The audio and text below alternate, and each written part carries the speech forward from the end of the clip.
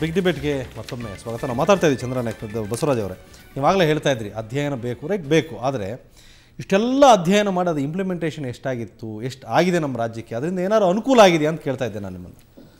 Sir, ಈಗ ಅನುಕೂಲ ಅಲ್ಲಿ ನೋಡಿರೋದಕ್ಕೂ ಮತ್ತು ಇದು ಮಾಡಿರೋದ್ರಲ್ಲಿ ಅನುಕೂಲ ಪರ್ಸೆಂಟೇಜನ್ನು ನಾವು ಗೇಜ್ ಮಾಡಿದರೆ ಅಷ್ಟು ಕ್ಲಿಯರಾಗಿ ಬರಲಿಕ್ಕೆ ಸಾಧ್ಯ ಇಲ್ಲ. ಆದರೆ ಭಾಳಷ್ಟು ಜನ ಅದು ಆ ರೀತಿಯಿಂದ ನಾವು ಮಾಡಿದರೆ ಸರಿಯಾಗ್ತದೆ ಅಂತಕ್ಕಂಥದ್ದು ತೀರ್ಮಾನದಲ್ಲಿ ಬಂದು ಈಗಂತೂ ಸರಿ ಮಾಡಲಿಕ್ಕೆ ಪ್ರಯತ್ನ ಪಡ್ತಿದ್ದಾರೆ. ಈಗ ಇದೊಂದಿರಲಿ, ಅಗ್ರಿಕಲ್ಚರನ್ನು ಪಾಶ್ಚಿಮಾತ್ಯ ರಾಷ್ಟ್ರಗಳಿಗೆ ಸ್ಟಡಿ ಮಾಡಲಿಕ್ಕೆ ಪ್ರಥಮ ಬಾರಿಗೆ ನಾವೆಲ್ಲ ಕಳಿಸಿದ್ವಿ. ತಮಗೆ ಗೊತ್ತಿದೆ, ಕೃಷಿ ಅಧ್ಯಯನ ಅಂತೇಳಿ. ನನ್ನ ಕ್ಷೇತ್ರದಲ್ಲಿ ಸಾವಯವದ ಬಗ್ಗೆ ಸಾಕಷ್ಟು ಕಡೆ ಸಾವಯವದ ಬಗ್ಗೆ ಕೆಲಸವನ್ನು ಮಾಡ್ತಾ ಇದ್ದಾರೆ ರೈತರು. ಅವರೆಲ್ಲರೂ ದಾಳಿಂಬ್ರೆ. ಒಬ್ಬ ರೈತ, ನೀವು ಒಪ್ತಿರೋ ಇಲ್ಲ, ಒಬ್ಬ ರೈತ ಅಲ್ಲಿ ಹೋಗಿ ಬಂದಿರತಕ್ಕಂಥ ರೈತ 1 ಎಕರೆಗೆ 2.5 ಲಕ್ಷದಿಂದ 3 ಲಕ್ಷ ರೂಪಾಯಿ ಬೆಳೆಯನ್ನು ತೆಗೆದಿದ್ದಾನೆ 1 ಎಕರೆಗೆ. ಒಬ್ಬ ಮೆಣಸಿನಕಾಯಿ ಬೆಳೆದಿರ್ತಕ್ಕಂಥ ಒಬ್ಬ ವ್ಯಕ್ತಿ 2 ಲಕ್ಷ ರೂಪಾಯಿ ತೆಗೆದಿದ್ದಾನೆ. ಆ ಪಾಶ್ಚಿಮಾತ್ಯ ರಾಷ್ಟ್ರಕ್ಕೆ ಹೋಗಿ ಅವ್ರು ಯಾವ ರೀತಿ ಮಾಡಬೇಕು, ಕೇವಲ 3 ಎಕರೆ 2 ಎಕರೆ ಜಮೀನಲ್ಲಿ 5 ಲಕ್ಷ ರೂಪಾಯಿ 6 ಲಕ್ಷ ರೂಪಾಯಿ ಅನುದಾನವನ್ನು ತೆಗೆದುಕೊಳ್ತಕ್ಕಂಥ ಪರಿಸ್ಥಿತಿಯಲ್ಲಿ ರೈತರು ಈಗಾಗಲೇ ನಿರ್ಮಾಣ ಆಗಿದ್ದಾರೆ. ಆದರೆ ನಾವು ಹೋಗ್ತಕ್ಕಂಥವ್ರು ಆ ದೃಷ್ಟಿಕೋನ ಇಟ್ಕೊಂಡು ಫಸ್ಟ್ ಹೋಗಬೇಕು. ಅದು ಕೆಲವರು ಆ ದೃಷ್ಟಿಕೋನವನ್ನು ಇಟ್ಕೊಳ್ಳದೆ ನಿಮ್ಮ ಕಮಿಟಿಯವರೇ ಹೋಗಿರೋದು, ಈಗ ಅವ್ರಿಗೆ ಆ ದೃಷ್ಟಿಕೋನ ಇಲ್ಲ ಯಾರು ಅಲ್ಲ. ನಾನು ಆ ರೀತಿಯಿಂದ ಹೇಳ್ತಾ ಇಲ್ಲ. ಅಲ್ಲ, ಈಗ ಇವರು ದಾಳಿಂಬೆ ಬೆಳೆದ್ರು ಅಂತ ಹೇಳಿದ್ರೆ ರೈತರನ್ನೇ ಕಳಿಸ್ಬಿಡ್ಬೇಕು ವಿದೇಶಗಳಿಗೆ. ಸರ್, ಈಗ ತೋಟಗಾರಿಕೆಯಿಂದಲೂ ಕಳಿಸ್ತಾ ಇದೀವಿ, ಮತ್ತೆ ಅಗ್ರಿಕಲ್ಚರಿಂದಲೂ ಕಳಿಸ್ತಾ ಇದೀವಿ. ರೈತರು ಹೋಗ್ತಾ ಇದ್ದಾರೆ. ಹೋಗಿ ಏನ್ ಪ್ರಯೋಜನ ಅಂತ ಒಂದು ಈ ವಿದೇಶ ಸ್ವತಃ ರೈತರ ತಾನೆ ಒಂದು ಇಂಪ್ರೆಷನ್ ಕ್ರಿಯೇಟ್ ಆಗಬೇಕು ಒಂದು ದೇಶದಲ್ಲಿ ಅಂದರೆ ಒಂದು ರಾಜಧಾನಿಗೆ ಬಂದಾಗ ಅಲ್ಲಿದೆಲ್ಲ. ನಮ್ಮ ಬೆಂಗಳೂರಿನ ಮೂಲಭೂತ ಸೌಕರ್ಯಗಳು, ರಸ್ತೆಗಳು ನೋಡಿದಿರಿ ನೀವು? ಮೆಜೆಸ್ಟಿಕಲ್ಲಿ ಹೇಗಿದೆ ರಸ್ತೆಗಳು? ಎಲ್ಲವೂ ಬೇಡ. ನಮ್ಮ ಅಂತಾರಾಷ್ಟ್ರೀಯ ವಿಮಾನ ನಿಲ್ದಾಣಕ್ಕೆ ಹೋಗೋ ರಸ್ತೆ, ವಿಮಾನ ನಿಲ್ದಾಣ ಇದು ಡ್ಯಾಮ್ ಕಟ್ ಆದಮೇಲೆ ಈ ಕ್ಯಾನಲ್ ಮಾಡ್ದಂಗೆ ನೀವು ಏರ್ಪೋರ್ಟ್ ಆದಮೇಲೆ ರಸ್ತೆ ಮಾಡ್ತಾಯಿದ್ರಿ, ಇನ್ನೂ ರಸ್ತೆ ಪೂರ್ತಿಯಾಗಿಲ್ಲ. ಅಂದರೆ ಏರ್ಪೋರ್ಟಿಂದ ಹೇಳಿದ್ರೆ ಎಂಟ್ರ್ ಆಗಬೇಕಾದ್ರೇ ನಮ್ಮ ದೇಶದ ಸ್ಥಿತಿಗತಿಗಳು ತೋರಿಸೋ ರೀತಿಯಲ್ಲಿದೆ. ಹೌದಾ ಇಲ್ವೋ ಹೇಳಿ? ನೀವು ಬೇರೆ ದೇಶದ ಅಂತಾರಾಷ್ಟ್ರೀಯ ಏರ್ಪೋರ್ಟಿಗೆ ಹೋದರೆ ಅಲ್ಲಿ ರಸ್ತೆಗಳು, ಆ ಏರ್ಪೋರ್ಟೆಲ್ಲ ಹೇಗಿದೆ, ನಮ್ಮಲ್ಲಿ ಹೇಗಿದೆ? ಯಾಕೆ ಹಿಂಗೆ ಈ ವ್ಯತ್ಯಾಸ? ಇದನ್ನು ಸರಿ ಮಾಡಬೇಕು. ಹೋದರೆ ಯಾರು? ಶಾಸನ ಸಭೆಯಲ್ಲಿ ನೀವು ಮಾತಾಡಬೇಕು, ಅದಕ್ಕೊಂದು ಕಮಿಟಿ ಇದೆ, ನಿಮ್ಮ ಸರ್ಕಾರ, ನೀವೆಲ್ಲ ಮಾಡ್ಬೇಕು ತಾನೆ. ಅಂದರೆ ವ್ಯವಸ್ಥೆಗಳು ಇಷ್ಟೆಲ್ಲ ಟೂರ್ ಮಾಡಿದಿರಿ ನೀವು ಶಾಸಕರಾಗೋ ಅದಕ್ಕೆ ಮೊದಲು ನಂತರನೂ ಎಲ್ಲ ಮಾಡಿರ್ಬೋದು. ಆದ್ರೂ ಇದರಿಂದ ಅನುಕೂಲ ಏನಾಗಿದೆ ನಮಗೆ ಅಂತ ಹೇಳಿ ಏನಾದರೂ ಅನುಕೂಲ ಆಗಿದೆಯಾ? ಇಲ್ಲ, ಹೋದ್ರಿ, ಹಣ ಖರ್ಚಾಯ್ತು, ಅದನ್ನು ಮರ್ತು ಬಿಟ್ರಿ, ನೆಕ್ಸ್ಟ್ ಮುಂದೆ ಅದೇ ಕತೆ ಅಂತ. ಇಷ್ಟೆಲ್ಲ ಮಾಡಿದ್ರೆ ಅಧ್ಯಯನ ಮಾಡಿದ್ರಲ್ಲ, ಬೆಂಗಳೂರಲ್ಲಿ ಕಸ ವಿಲೇವಾರಿ ಹೆಂಗೆ ಮಾಡೋದು ಅಂತ ಯಾರು ಅಧ್ಯಯನ ಮಾಡಲಿಲ್ಲ. ಈಗ 15 ದಿವಸದಿಂದ ಇಡೀ ಸಿಟಿ ಗಬ್ಬು ನಾರ್ತಾ ಇದೆ. ಅದ್ರ ಬಗ್ಗೆ ಏನಾದರೂ ವಿದೇಶಗಳಲ್ಲಿ ಯಾವ್ಯಾವ ರೀತಿ ಕಸ ವಿಲೇವಾರಿ ಮಾಡ್ತಾರೆ, ಆ ತಂತ್ರಜ್ಞಾನದ ಬಗ್ಗೆ ಒಂದು ಸ್ವಲ್ಪ ತಿಳ್ಕೊಂಬಂದಿಲ್ಲಾದರೂ ಹೇಳಿದ್ರೆ BBMP ಅವ್ರಿಗಾದರೂ ಒಂದು ಸ್ವಲ್ಪ ಅನುಕೂಲ ಆಗ್ತಿತ್ತು. ಏನಾಗ್ಬಿಟ್ಟಿದೆ ಸರ್, ಈಗ ಹೆಂಗೋ ಇದು ಚುನಾವಣೆ ವರ್ಷ. ಈಗ ಸುಮಾರು ಹೋಗಿರೋರ ಪೈಕಿ ಸುಮಾರು ಜನರಿಗೆ ನಾವು ನೆಕ್ಸ್ಟ್ ಇಯರ್ ಗೆಲ್ತೀವೋ ಇಲ್ವೋ, ನೆಕ್ಸ್ಟ್ ಚುನಾವಣೆಯಲ್ಲಿ ಏನೋ ಒಂದು ಸ್ವಲ್ಪ ಭಯ ಇದೆ. ಹೆಂಗೋ ಗೆಲ್ಲೋ ಡೌಟ್ ಇರೋರು ಹೆಂಗೋ ಮುಗಿಸ್ಕೊಂಬಿಡೋಣ ಫಾರಿನ್ ಟೂರು ಅಂತೇಳಿ ಹೊರಟುಬಿಟ್ಟಿದ್ದಾರೆ ಅಷ್ಟೇ. ಈಗ ಮುಖ್ಯಮಂತ್ರಿಗಳು ಹೇಳಿದ್ರು ಇಲ್ಲ, ನೀವು ಸ್ಪೀಕರ್ ಹೇಳಿದ್ರು ಬೆಲೆ ಕೊಡೋದಿಲ್ಲ ಅಂತಂದರೆ ಇನ್ನು ಅವ್ರಿಗೆ ಇನ್ನೆಷ್ಟು ಮಾತ್ರ ಕಾಳಜಿ ಇದೆ? ಇಲ್ಲ, ಆ ರೀತಿ ಅವ್ರು ಗೆಲ್ತೀವಿ ಸೋಲ್ತೀವಿ ಅನ್ನೋ ಭಾವನೆ ಅನ್ನೋದಕ್ಕಿಂತ ಆ ರೀತಿ ಡಿಸಿಷನ್ ಮಾಡ್ಲಿಕ್ಕೆ ಆಗೋದಿಲ್ಲ. ಹಣೆ ಬರದಲ್ಲಿ ಬಹಿರಂಗವಾಗಿ ಶಾಸಕರೊಬ್ಬರು ಹೇಳಿಕೆ ಕೊಟ್ಟಿದ್ದಾರೆ. ನಿಮ್ಮ ಕಮಿಟಿಯವರು ಟೂರ್ ಹೋಗಿದ್ದೇನಕ್ಕೆ ನಿಮಗೆ ಗೊತ್ತಿರಬೇಕಲ್ಲ ಸರ್.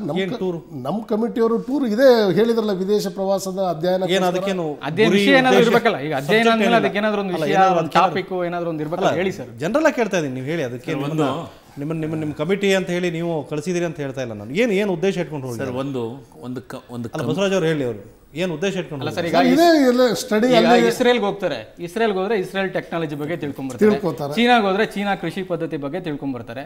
ಈಗ ಯಾವ ಪದ್ಧತಿ ಬಗ್ಗೆ ತಿಳ್ಕೊಂಬರಕ್ಕೆ ಹೋಗಿದ್ದಾರೆ ಅಂತ ಒಂದು ಸ್ವಲ್ಪ ಬೆಳಕು ಚೆಲ್ಲಬೇಕಷ್ಟೇ. ಈಗ ಸರ್, ಬೆಳಕು ಚೆಲ್ತಕ್ಕಂಥದ್ದು ಅದನ್ನೇ. ವಿದೇಶಕ್ಕೆ ಹೋಗಿ ಅಲ್ಲಿರ್ತಕ್ಕಂಥ ವಿಚಾರಗಳನ್ನೆಲ್ಲ ತಿಳ್ಕೊಂಡು ನಾವು ಕೂಡ ನಮ್ಮ ರಾಜ್ಯದಲ್ಲಿ ಇಂಪ್ಲಿಮೆಂಟ್ ಮಾಡಬೇಕು ಅನ್ನೋ ದೃಷ್ಟಿಕೋನದಿಂದ ಶಾಸಕರೆಲ್ಲ ಒಂದು ತೀರ್ಮಾನ ಮಾಡಿದ್ರು. ಈಗ ಒಂದು ಟೀಮ್ ನಮ್ಮ ಪರಿಸ್ಥಿತಿ, ಕರ್ನಾಟಕ ಸ್ಥಿತಿ ಸರಿ ಇಲ್ಲ. ಬಸವರಾಜ್ ಅವರು ಹೇಳೋ ಪ್ರಕಾರ 5 ಸ್ಟಾರ್ ಹೋಟೆಲ್ಸ್, ಕ್ಯಾಸಿನೋಸ್ ಮಾಡ್ಬೇಕಷ್ಟೇ. ಈಗ ಒಂದು ಟೀಮ್ ಅರ್ಜೆಂಟೈನಾಗ ಹೋಗಿದ್ದಾರೆ. ಅಲ್ಲಿ ಕ್ಯಾಸಿನೋ, ಹೋಟೆಲ್ಸ್, ರೆಸ್ಟೋರೆಂಟ್ಗಳು ಇವೇ ಇರೋದು. ಅಲ್ಲಿ ಏನಾದರೂ ಹೋಟೆಲ್ ರೆಸ್ಟೋರೆಂಟ್ ಬಗ್ಗೆ ಏನಾದರೂ ಅಧ್ಯಯನ ಅದು ತಪ್ಪೇನಿಲ್ಲ. ಹೋಟೆಲ್ ರೆಸ್ಟೋರೆಂಟ್ ಅಲ್ಲೇ ಬಿಸ್ನೆಸ್ಸಿಗೂ ಇಲ್ಲಿಯೇ ಬಿಸ್ನೆಸ್ಸಿಗೂ ಏನು ವ್ಯತ್ಯಾಸ, ಏನು ಡೆವಲಪ್ಮೆಂಟ್ ಮಾಡ್ಬೋದು ಅಂತ ಮಾಡ್ಬೋದು. ಒಂದು ಟೂರು ಹೋಗ್ಬೇಕು, ಮತ್ತು ಇದೆಲ್ಲ ನಾಡು ನುಡಿನೇ ಇದೆ. ಏನಂತಂದ್ರೆ ದೇಶ ಸುತ್ತಬೇಕು, ಇಲ್ಲ ಕೋಶ ಓದಬೇಕು ಅಂತಂದು. ದೇಶ ಸುತ್ತೋ ಟೈಮ್ದೊಳಗೆ ಒಂದು ಟೈಮ್ ಬಂದತ್ನಾಗ ದೇಶ ಸುತ್ತಬೇಕು, ಓದೋ ಟೈಮ್ನಾಗ ಓದೋಕ್ಕೆ ಅವಕಾಶ ಸಿಕ್ಕತ್ನಾಗ ಓದಬೇಕು ಅನ್ನೋದು.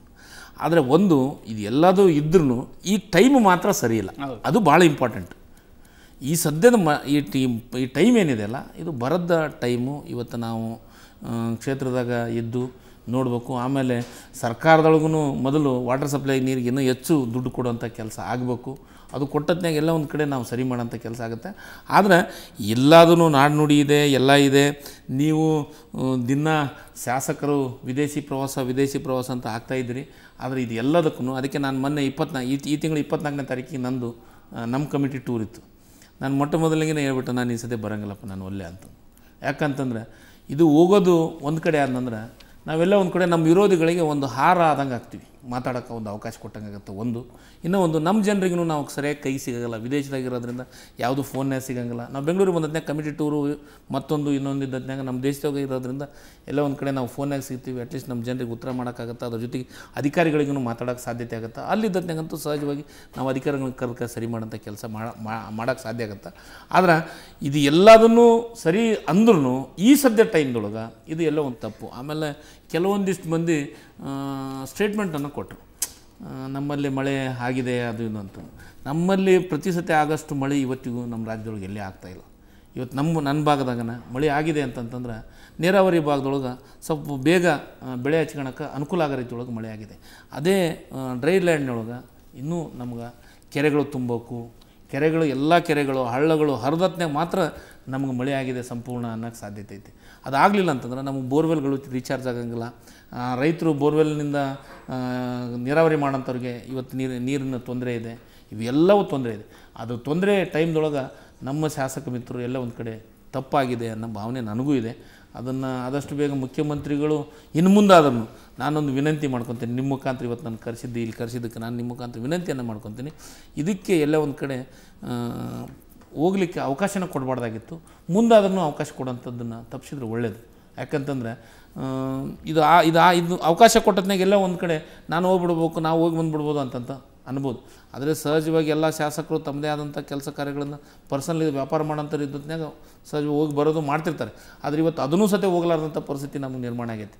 ಹೋಗಲೇಬಾರ್ದು, ಎಷ್ಟೊತ್ತಿದ್ರು ನಾವು ಫೋನ್ಯಾಗ ಅಥವಾ ಸಾಮಾನ್ಯ ಜನರ ಜೊತೆಗೆ ಸಿಗೋಂಥ ಪರಿಸ್ಥಿತಿ ಒಳಗೆ ಇರ್ಬೇಕಪ್ಪ. ಫೋನ್ಯಾಗ ಆದರೂ ಸಿಗೋಣ, ಸ್ವಲ್ಪ ಬೆಂಗಳೂರಿಗೆ ಬಂದೀವಿ ಮೀಟಿಂಗ್ದಾಗ ಇದ್ದೀವಿ ಅಂದ್ರೂ ಒಂದು ಸಭೆ ಫೋನ್ಯಾಗ ಸಿಗೋಂಥ ಕೆಲಸ ಮಾಡಬೇಕು. ಆ ದೃಷ್ಟಿಕೋನ ಇಟ್ಕೊಂಡು ನನ್ನೊಂದು ವಿನಂತಿ, ಮುಂದಾದ್ರೂ ನಾನು ಇವತ್ತು ನನ್ನ ಕಮಿಟಿ ಇವತ್ತು ಮೀಟಿಂಗ್ ಇತ್ತು, ಇವತ್ತು ನಾವು ಅದನ್ನೇ ಹೇಳಿದ್ವಿ, ಬೇಡ ಸರ್ ಎಲ್ಲಿ ಹೋಗೋದು ಬೇಡ, ಇದನ್ನು ಮುಂದಾಕಿ ನೋಡೋಣ. ಮುಂದಿನ ದಿನ ದೀಪಾವಳಿ ಆ ಟೈಮ್ದೊಳಗೆ ಒಳ್ಳೆ ಮಳೆ ಬೆಳೆ ಚೆನ್ನಾಗಾತು, ನಮ್ಮದು ಇದ್ರ ಟೈಮ್ದೊಳಗೆ ಆತಂತಂದ್ರೆ ಆವಾಗ ಸ್ಟಡಿ ಟೂರ್ ಅನ್ನೋದೇನಿರ್ತೈತೆ, ಸ್ಟಡಿ ಟೂರ್ಗೆ ಹೋಗೋಣಂತ. ಈ ಸದ್ಯ ಬೇಡ ಅನ್ನೋ ಮಾತನ್ನು ಹೇಳಿದ್ವಿ. ಆದರೆ ನಮಗೆ ಇದೇ ಪರಿಸ್ಥಿತಿ ಮುಂದುವರೆದ್ರೆ ನಮ್ಮ ರಾಜ್ಯಕ್ಕೆ ಭಾಳಷ್ಟು ತೊಂದರೆ ಐತಿ. ಬರೀ ಕೇಂದ್ರ ಸರ್ಕಾರ ರಾಜ್ಯ ಸರ್ಕಾರ, ಕೇಂದ್ರ ಸರ್ಕಾರ ತೋರಿಸೋದು, ಕೇಂದ್ರ ಸರ್ಕಾರ ರಾಜ್ಯ ಸರ್ಕಾರ ತೋರಿಸೋದು, ಅವನ್ನೆಲ್ಲನೂ ಮಾಡೋದನ್ನು ಬಿಟ್ಟು ನಾವೆಲ್ಲರೂ ಸೇರಿ ಇನ್ನೂ ಹೆಚ್ಚು ಅನುದಾನ ಕೊಡುವಂಥ ಕೆಲಸ ಪ್ರತಿ ಜಿಲ್ಲೆಗೆ. ವಾಟರ್ ಸಪ್ಲೈ ತೊಂದರೆ ಇವತ್ತೇನಾಗಿದೆ ಅಂದರೆ ನಾವೆಲ್ಲ ಒಂದು ಕಡೆ ನಮಗೂ ನೋವಿದೆ. ನಾವು ಮೊಟ್ಟ ಮೊದಲ ಸತಿ ಶಾಸಕನಾದ ನನಗೆ ಎಲ್ಲ ಒಂದು ಕಡೆ ನೋವಿದೆ. ಏನಂತಂದ್ರೆ ಅಟ್ಲೀಸ್ಟ್ ನಮ್ಮ ಜನರಿಗೆ ನಾವೇನು ಕೊಡೋಕ್ಕಾಗಲ್ಲ, ಅಟ್ಲೀಸ್ಟ್ ನೀರಾದರೂ ಕೊಡ್ಬೇಕಲ್ಲ, ಆ ಒಂದು ಕಾನ್ಸೆಪ್ಟ್ ಆದರೂ ಇಟ್ಕೊಂಡು ಅದನ್ನು ಇವಾಗ ನನ್ನ ಕ್ಷೇತ್ರದಾಗ ಕನಿಷ್ಠ ಒಂದು 100 ಕೋಟಿ ರೂಪಾಯಿದೊಳಗೆ ಭಾಳ ರಾಜೀವ್ ಗಾಂಧಿ ಸಬ್ಮಿಷನ್ ದೊಡ್ಡ ಪ್ರಮಾಣದಾಗ ಪ್ರಾರಂಭ ಮಾಡ್ತಾಯಿದ್ವಿ. ಹಂತವಾಗಿ ಈಗ ಒಂದು ನವಂಬರ್ ಡಿಸೆಂಬರ್ ಅನ್ನೋದ್ರಾಗ ಎಲ್ಲ ಹಳ್ಳಿಗೆ ನೀರು ಅಂದರೆ ಕೆಲಸ ಸ್ವಲ್ಪ ನಮ್ಮದು ಅಧಿಕಾರಿಗಳಿಂದನೂ ಮತ್ತು ಕಾಂಟ್ರಾಕ್ಟ್ಗಳಿಂದ ಡಿಲೇ ಆಗಿದೆ, ಅದ್ರ ಮಾಡ್ತಾಯಿದ್ವಿ. ಆದರೆ ಇವತ್ತಿನ ಪರಿಸ್ಥಿತಿ ಒಳಗೆ ಎಲ್ಲ ಒಂದು ಕಡೆ ನಮ್ಮ ಶಾಸಕರು ಮಾಡಿದ್ದು ತಪ್ಪು ಅನ್ನೋ ನನ್ನ ಭಾವನೆ. ರೈಟ್ ಸರ್, ಇನ್ನಷ್ಟು ಮಾತಾಡ್ತೀನಿ ಸರ್ ನಿಮ್ಮ ಜೊತೆ ಕ್ಷೇತ್ರದ ಜನದ ಬಗ್ಗೆ ಏನೇನು ಹೇಳಿದ್ರು ಬಗ್ಗೆ ಅದಕ್ಕೆ ಮತ್ತೊಂದು